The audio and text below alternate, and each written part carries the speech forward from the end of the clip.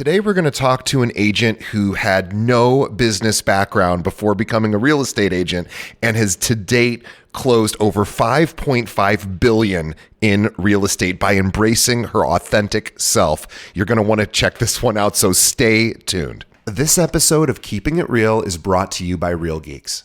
How many homes are you going to sell this year? Do you have the right tools? Is your website turning soft leads into interested buyers? Are you spending money on leads that aren't converting? Well, Real Geeks is your solution. Find out why agents across the country choose Real Geeks as their technology partner. Real Geeks was created by an agent for agents. They pride themselves on delivering a sales and marketing solution so that you can easily generate more business. Their agent websites are fast and built for lead conversion with a smooth search experience for your visitors. Real Geeks also includes an easy-to-use agent CRM. So once a lead signs up on your website, you can track their interest and have great follow-up conversations. Real Geeks is loaded with a ton of marketing tools to nurture your leads and increase brand awareness. Visit realgeeks.com/keepingitrealpod and find out why realtors come to Real Geeks to generate more business. Again, visit realgeeks.com/keepingitrealpod. And now, on to our show.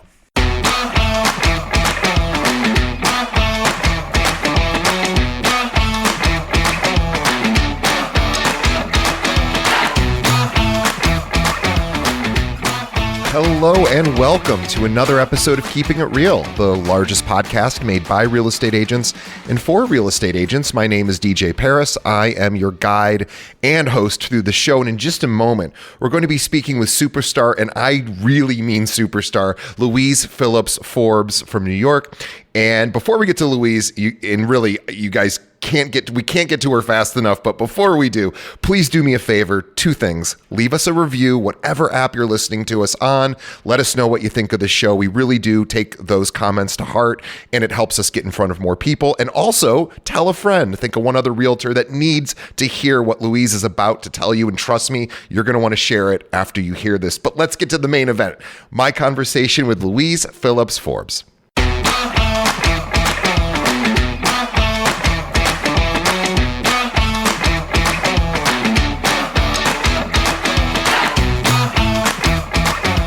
Today, our guest on the show is a New York City legend, Louise Phillips Forbes, with the Louise Phillips Forbes team with Brown Harris Stevens in New York City.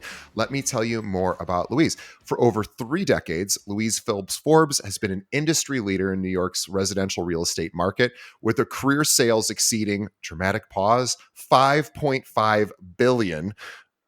End of dramatic pause. She is considered one of the elite power brokers in Manhattan. She really is a true superstar. Louise has been named Residential Agent of the Year by REBNY, which is the Real Estate Board of New York, for her consistent achievements and leadership within the industry. She's a multi-time winner of Halstead's Real Estate, which is now Brown Harris Stevens, Esteemed Broker of the Year Award. Louise has also been acknowledged many times as the #1 listing broker company-wide, and currently leads one of the firm's top sales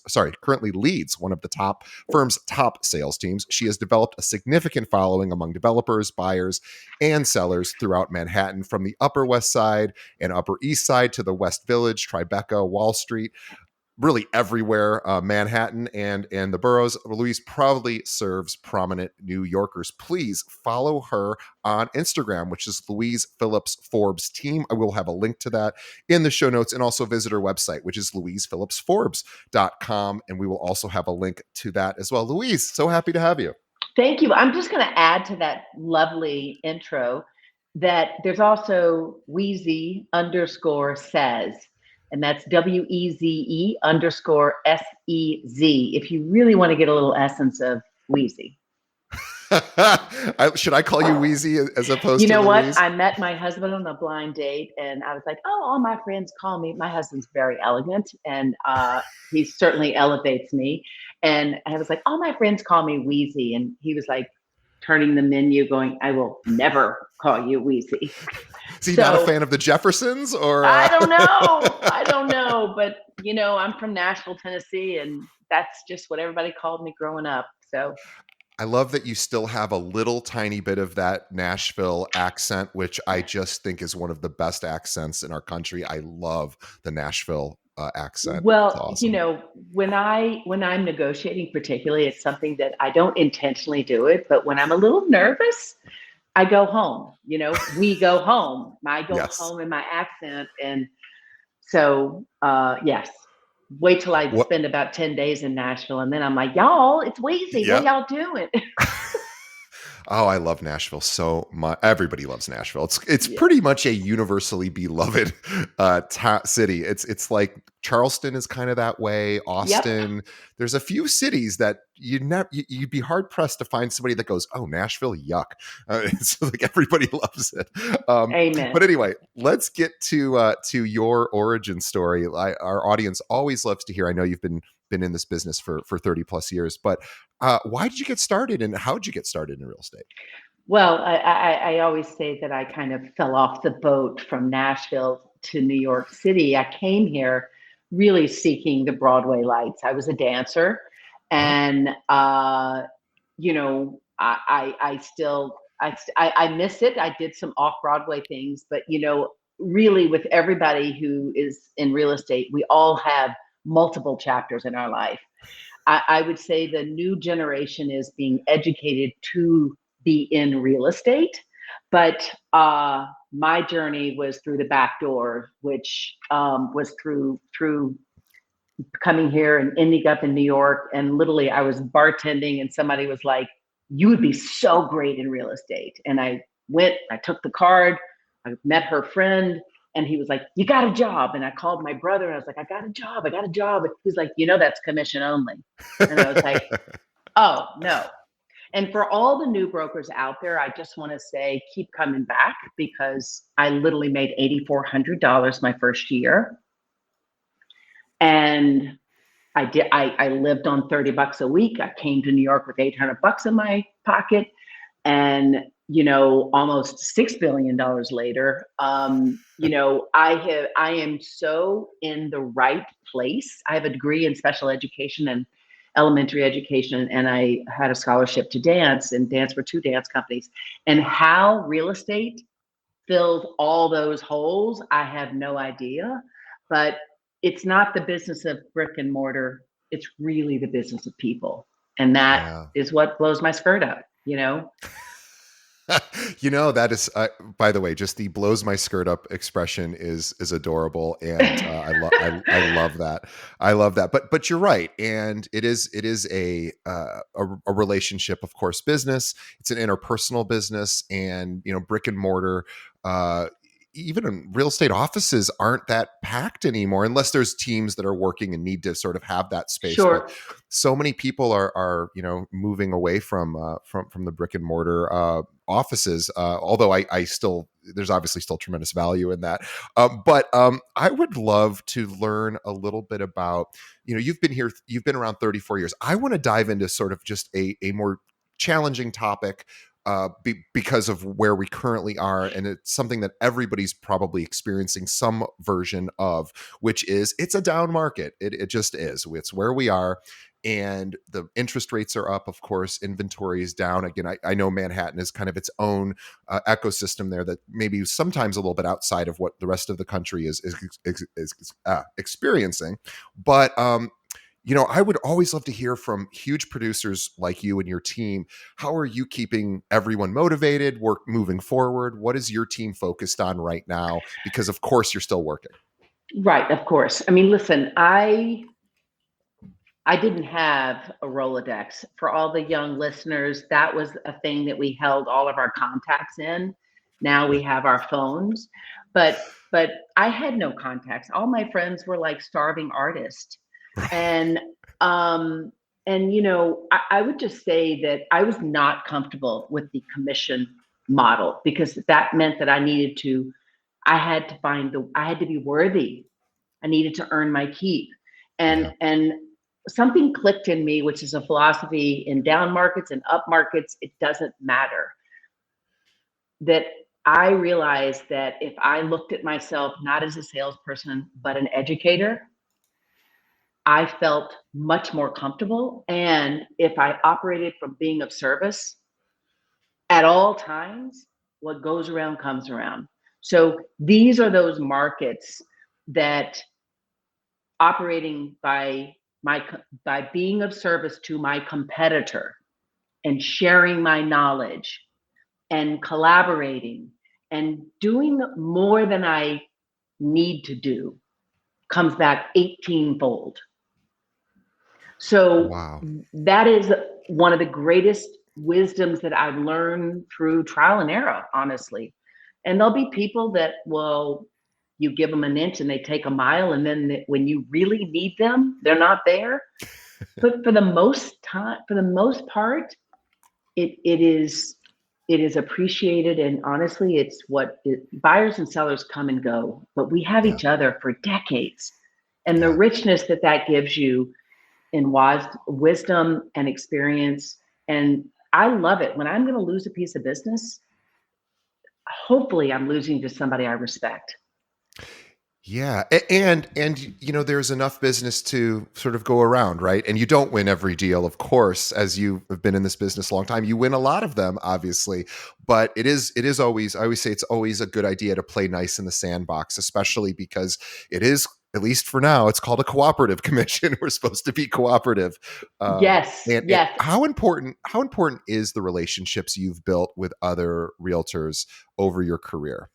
massive, massive. I mean, every time I do, so you're talking about, like, you're asking me, it's a difficult market. So what's my advice? What are we doing? We Yeah. are out there every day. I I am very data driven. I always say I'm not the smartest pencil in the bucket, but I get so much accolades for effort, energy, consistency. I never give up, and I think these are the markets where your knowledge and data, like, who can figure out what anything is worth since COVID, right? Right. Because there's no cycle, right? And so I every time I get a pitch, which we probably average 5 to 7 a week, if not more, Wow. I talk to 50. I'm not saying 50 brokers just for that analysis. What's happening? Do you have any offers? When you drop the price, did it make a difference? Then I'm not only giving my owners a bunch of numbers, I'm telling the story to the texture. The broker wanted to list this at $2 million, but the owner asked to put it on for 3 weeks at 2.5. Well, 8 weeks later, they just dropped it to 199, and the market's different today. So, so that's telling the story. So I don't have to pressure anybody. We're partnering together. It's like, hey, I can't make up the market. So that kind of collaboration is how I approach everything, whether it's a buyer, a broker I'm interviewing, to an agent to come and work on our team. Like, who are you? And you demonstrate that by the data points that you share them. Yeah, so it's important to know the market and to study the market on a daily basis, which I suspect most agents probably could upgrade their amount of time they spend learning the market on a daily basis, and in addition to the prospecting and working with their existing clients and all of the things you need to do to keep the business running, is this idea of and collaboration, learning from other agents, is so important. And I wanted to go back to something you had said about educating, because you are an educator. That was your training, Right. that and in special needs, which of course is requires an even really a more sophisticated skill set to be able to address the needs of people with developmental disabilities and those type of challenges.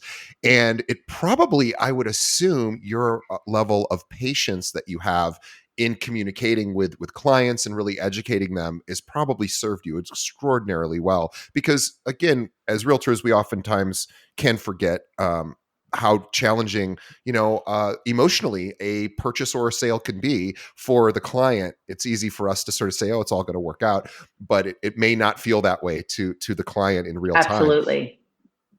Absolutely. And I would also say that I learned a long time ago for myself because I used to be on the same roller coaster as them when we didn't get the deals. I was so disappointed. I also felt it was somehow or another my fault. And you know what I have come to look at everything, and this is part of me having an executive coach and me learning that, you know, like sometimes your skill is not necessarily the most important thing if your will is there. Yeah. And it's also how you perceive it. Like, listen, have faith in the process. That was not the right house for us, and we have to say, what can we have learned from that? What would I have done differently? Should we have given that extra 20 grand that we really wanted to wait? Maybe we could have gotten their attention. But I also don't dwell on it, because usually we learn a lot about ourselves, and most of all they learn about themselves and their partnerships, their relationships, of of who's going to really make the final decisions, and when do you let go of the numbers and you focus on the heart of it.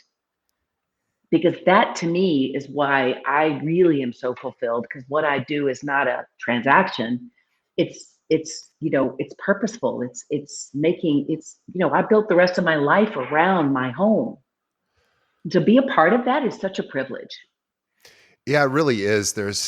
I think we couldn't ever over focus on the interpersonal importance of being in this business. You're legitimately, working with somebody who maybe it's their largest financial purchase of their life, or certainly one of the larger financial purchases in really probably anyone's life. But it more than that, it's that emotional connection we all have to our abode, to our residence. We feel a certain way about it. It's important. It defines us in a lot of ways.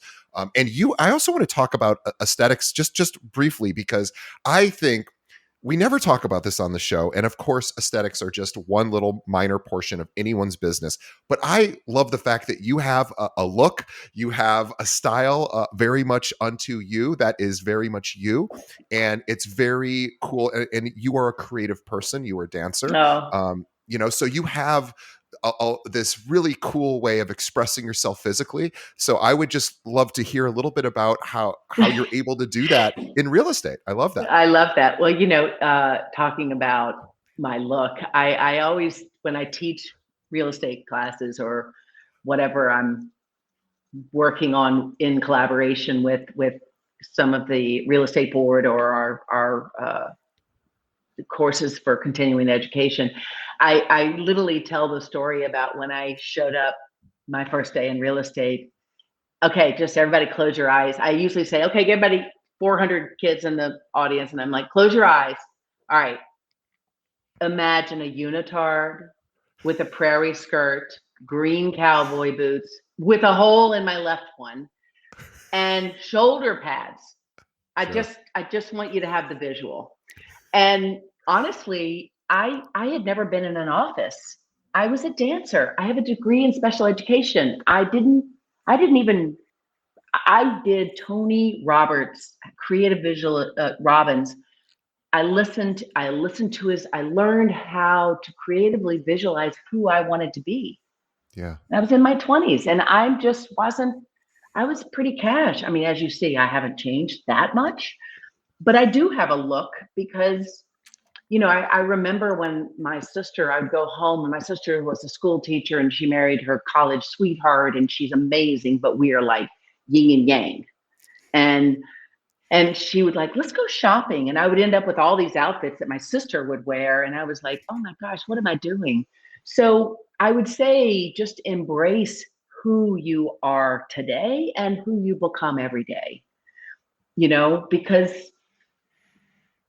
I don't know. I mean, I'm a lot for a lot of people. So I mean, sometimes I've left and the wives would say like, I'm going to go next time. My husband, you're really high energy for my husband. So, But I think what comes across for you in your sort of your energy and your presence is two things that come to mind for me. Authenticity is absolutely first Mm, and foremost. I believe you. I believe that you are the person you are portraying, which is really a skill in and of itself, because a lot of us have fear around being, uniquely ourselves, and maybe how that may be perceived.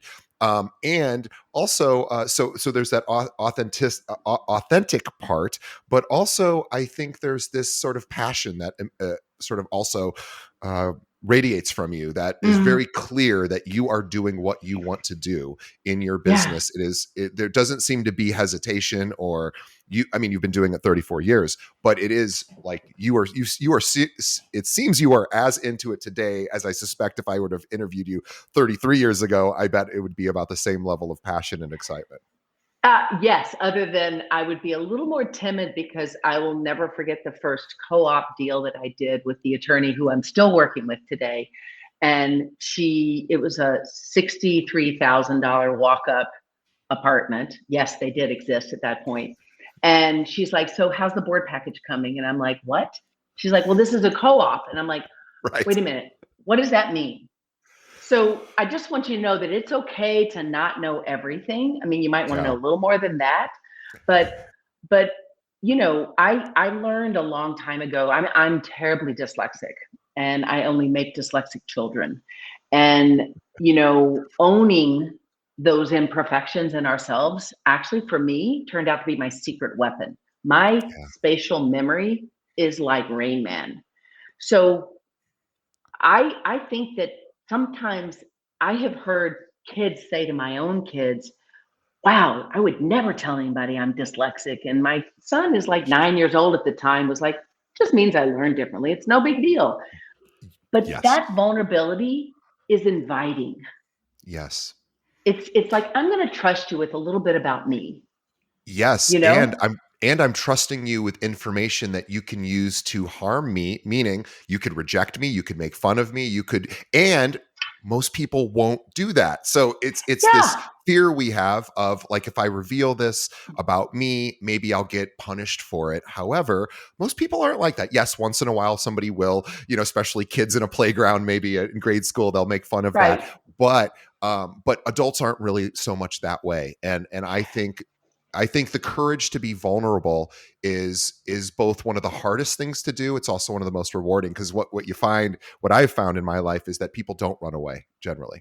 And I think, listen, I have had I'm not sure if my passion came from being just so incredibly grateful. I mean, I lost my mom when I was 23. My brother died in my arms when I was 30. Mm. I had a, a boyfriend who passed away when I was 38. And my dad passed away 10 days after I met my husband on a blind date. Oh, And I literally think that my mother sent me my angel and took hers mm, back.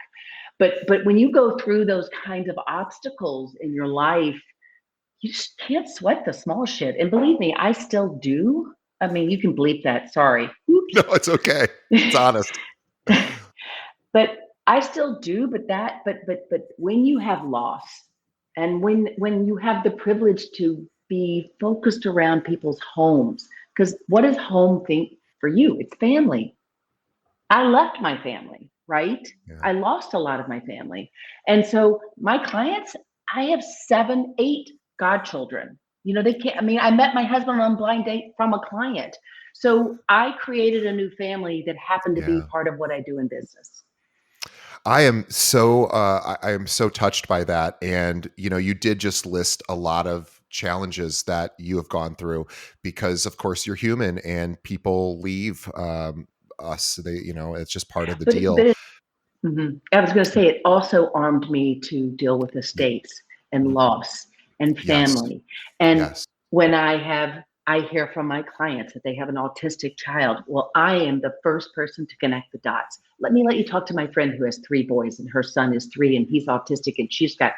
So it's like sometimes it's too much for people. But again, I just want to be of service, whether Yeah. we And, do and business or not. exactly. And also going through tremendous heartache and pain builds resiliency, and Mhm. that allows you to realize, wow, I can get through difficult times. I can survive them, and I can emerge a stronger person because now I know how to handle some of the really, really tough, valleys of life, as they say. I would, you are very immersed in giving back. Specifically, I know that you do a lot with the local association, and maybe even statewide and national. But certainly, I know you have contributed a lot. Can we just tell all of our audience, because I do a lot of volunteering at the local level here with our association. Can we tell everybody they should get involved with their local association? Yes, yes, and it is through giving. I mean, it sounds like I feel like I'm a minister for a minute, but in through giving, we receive so much, and you know, I I think that I'm always in awe when somebody who always is like, "Well, you're so busy." It's like, but if I'm too busy to make a difference, then I am missing my purpose. So I will say that again. If I am too busy to try to make a difference, to pause, to be present for somebody's need, then I am missing my purpose. And that's I'm really, if you live like that, it does pull you thin because I don't have probably enough boundaries, but I think that's the way to live. If I go to bed and I still haven't done enough, then maybe I'm going to wake up tomorrow again with a purpose to do more. You're right, and I feel the same way. So I'm probably stretched too thin myself. However, I can always pull back on certain obligations. But what I have gained by getting involved with our local association here is I've gained a social life, way more than I had Mm. before. I have all sorts of events to go to, but more importantly, I have all of these like-minded other real estate professionals who are committed to helping and being of service. And boy, is that a great energy to be around. And it lifts Whether me up. Totally, whether you're doing, I mean, we are in every kind of nonprofit world, the people in our world of real estate, because Yeah. they're not just a handful of us, there are millions of us. But, nothing is better than when you're dealing with something that's for housing works or for ALS. I mean, I've been to a number of my dear friend was honored, and also a client honored for the American Society for breast cancer, and she was a survivor of breast cancer, and that's just been the last 3 weeks. But it is really like, if we can find what fills our soul, and it's not about ourselves, it's also where your sphere of influence becomes where you can be a part of a fabric of a community. Yes. And I always say too, life has so many challenges and so much pain is going to come into all of our lives. It's just part of the human experience. So if you can build in sort of guaranteed wins throughout your life, they help sort of offset some of the challenging times. And being of service for me has been one of those things that it just feels too good to give up. I almost feel a bit selfish when I do it because I'm really sort of doing it for me because Yeah, I want to feel good, but I'm also hopefully doing some good out there in the community. But I do it for me, sort of yeah, yeah. selfishly because I know I'm Well, going to feel proud of myself. this morning, and literally I just said to my husband, because my kids, one of my sons is in college and the other one is in boarding school, and I was like, for Thanksgiving, why don't we go to the Bowery and let's serve, and then let's go look at the parade, like, like. And I listened to a guy who is a doorman who goes every Wednesday every week to serve breakfast, a meal, Yeah, yeah, at the Bowery. And he's like, my whole week is like set. You know what I mean? Like, it sets appreciation, gratitude, being thankful. And he said he just gets to work as a doorman. And he's like, there's nothing that's going to shake me because life is great. I have my health and I have a roof. And so, I'm not everybody's journey to finding what blows their skirt up is going to be different, but make the time to do it, because it's really in giving. You know, my mom used to say, you have to give it away to keep it. And I would be like, but wait, Mom, if you give it away, you don't have it. Right. So, you know, that one, But that but finally made sense. and what you said earlier, once you give it away, it comes back, and you said 18 fold, which again, I'm sure is just a number that you're using, but it's not so much whether that's accurate or not, but it's accurate enough to be able to say it comes back in multiples. And that is something that I have found absolutely true. There's almost a little magical element to it that I can't quite put my finger on why it comes back, but it does, it seems, most of Yeah. the time. Yeah. And if it doesn't, it's that's like that story, pay it forward. It doesn't matter if it's not to that person. It's the seed that's planted, you Yeah. know. So, and that's the way I feel about sharing about my dyslexia, about having loss. It's like I might make somebody uncomfortable, but I might make somebody go, "Oh, I'm not alone." Yes. You know. I wanted to say also that kind of in our bringing back to what we do, and when you have this philosophy of being of service and being generous with your knowledge, you know,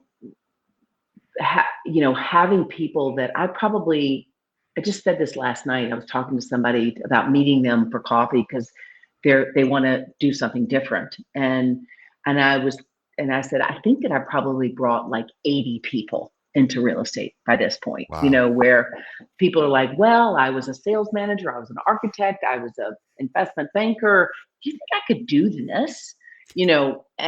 Or I was an actress or whatever. And I will say that the time that I had that cup of coffee, I promise you, when when you see somebody who's going to be great at real estate, and and when you get that time and you give that time, I can't tell you how many times I've been on the other side of a negotiating table, and there are 5 bids, and they're like, Weeze, listen, here's the deal. You need to come up.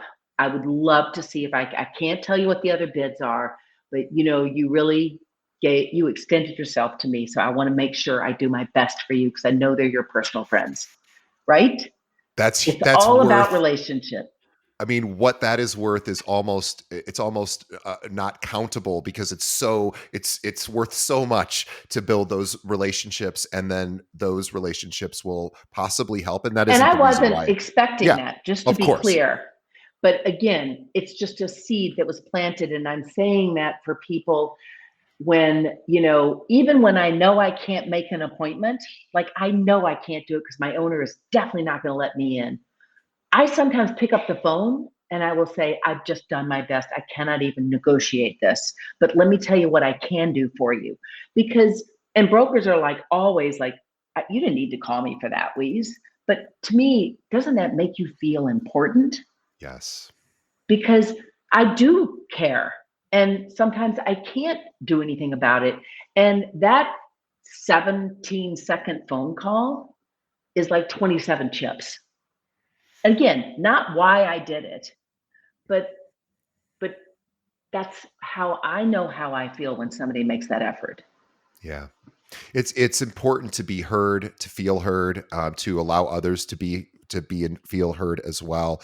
And that is something that is so critical. I want to switch gears to talk just a little bit about teams, because you run an incredibly successful team, and right now we have seen over the last, well, gosh, you've been at this much longer than I, but certainly a flight to teams, or a trend towards team building in the last, I would say, 5 years or so, certainly in the last I few would years. say 15 years, but yes, there are some. I mean, in New York, we have some teams that have, 12, 30. I mean, the sort of, Sirhan has his own business now. Yeah. Yeah. Um, you know, so listen, I built my team not purposefully, because honestly, I don't think of myself as a business person. However, I am, which I've come to learn. But it really came out of being of service, and I can't be everywhere. And I don't like it when somebody says, she's my boss. I mean, I can't stand that. It's like, no, no, no, no. We are a machine, and I'm a spoke and you're a spoke, and we all need each other. But I think that the most important thing, and I said it earlier, I spent many, many years not wanting brokers or agents who were in the business to come on my team. Number one, I'm dyslexic. I have to do things a certain way. I rarely write my emails because I would be here for 973 minutes just to get 3 paragraphs. And I say that jokingly, but it's kind of accurate. And so I need a lot of support, and I don't want very established agents' habits, because the philosophy of being of service, the philosophy of going above and beyond, the philosophy of, well, can't I just send it like this and we'll just add that other stuff later? No, we have to provide excellence and value every turn, because that is demonstrating why they should choose to operate with us. It shouldn't even be a question. So that's sort of one thing I would say. And I think there's a natural mentoring, although people tell me I'm very intimidating, which I find very funny, because if you really knew me, it's like I'm just a little kid. But I guess it's really, I've built my team purposefully today around the support that I need, but also looking for the right chemistry, because we all have to have the same philosophy. I've always, I don't like to have one person work on this and one person work on that. I don't even want to have the energy to try to figure out who should be what. I do match personalities. I don't match the financial or the specialty. I match personalities, because I do know my clients. You use a personality test to do that as well, correct? I do. I mean, my husband is wicked smart, and people are always like, you and your husband work together. It's like, oh my God, I would drive him crazy, because I always describe us as like, I'm the kite and he's my string. But he is very smart, and he is a tech entrepreneur and has built and sold a number of companies. And at some point, he started trying to figure out how to hire the right people in his own businesses. And, he for the heck of it, he gave me this personality index. And it was created by the guy that was selecting the bomb, the person who dropped the bomb. So it's a pilot Sure. and the co-pilot. And so that's how it was created in the 40s, but it's morphed into this tool of determining personalities and what people are good for. Well, it's A, B, C, D personality traits. Well, I am so off of what's important on relationships. That's the B. It doesn't even mark. And not only that, my husband jokes, he's like, you care more about the relationships that are not nice and don't like you, and you want to figure out why, than the ones that are just right in front of you sometimes. I just want to try to figure out what makes those people tick. Sure. And so what I did come to realize, that I had at one point a marketing guy who was also a real estate broker, who came in from the advertising world, and he was desperately trying to be a broker, and he presented well and he was amazing. But when he did the personality index, he was literally turning himself inside out.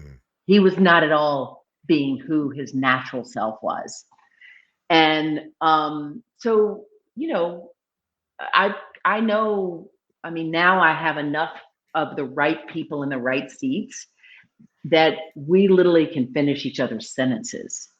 And by the way, when I piss somebody off, which I do, because I'm a lot, the intent is, my intent. It's not that.